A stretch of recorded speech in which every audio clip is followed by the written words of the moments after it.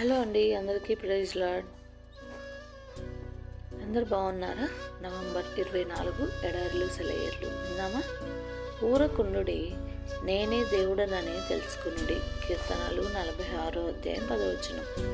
సంగీతం మధ్యలో వచ్చే మౌనం కంటే అందమైన స్వరం ఉందా?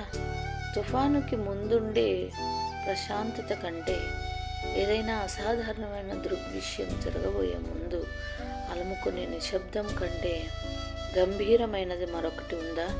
నిశ్చలతలో ఉన్న శక్తి కంటే బలంగా హృదయాన్ని తాకే శక్తి ఏదైనా ఉందా? తన శక్తి నుండి తానే తప్పించుకొని అన్ని శబ్దాల నుండి విముక్తి పొందిన హృదయంలో ఊహలకు మించిన దేవుని శాంతి ఉంటుంది. శక్తికి మూలమైన ప్రసన్నత, నిశ్చయత ఉంటాయి. ఏది కదించలేని శాంతి ఉంటుంది. ఒక దివ్యమైన విశ్రాంతి ఉంటుంది. ప్రపంచం అలాంటి విశ్రాంతిని ఇవ్వలేదు, తీసుకోనూ లేదు. ఆత్మ లోతుల్లో ఎక్కడో ఒక చిన్న గది ఉంది. అందులో దేవుడు ఉంటాడు. మనం చెవుల్లో గింగురం అనే శబ్దాలన్నిటినీ వదిలించుకొని దానిలోకి ప్రవేశించగలిగితే ఆ మెల్లని స్వరాన్ని వినగలం. అతి వేగంగా తిరిగే చక్రంలో ఇరుసు దగ్గర ఒక అతి సూక్ష్మమైన బిందువు ఉంటుంది. అక్కడ చలనం ఏమీ ఉండదు. అలాగే మన హడావిడి జీవితంలో మనం దేవునితో ఉండగలిగిన ఒక చిన్న ప్రదేశం ఉంది.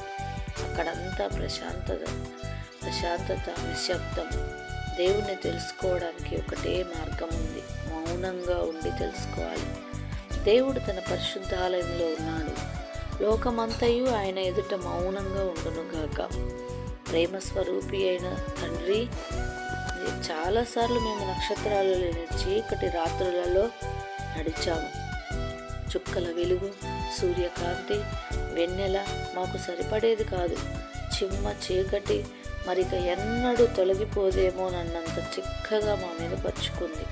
ఆ చీకటిలో పగిలిన మా హృదయాలను బాగు చేసే స్వరం ఏదీ వినిపించలేదు.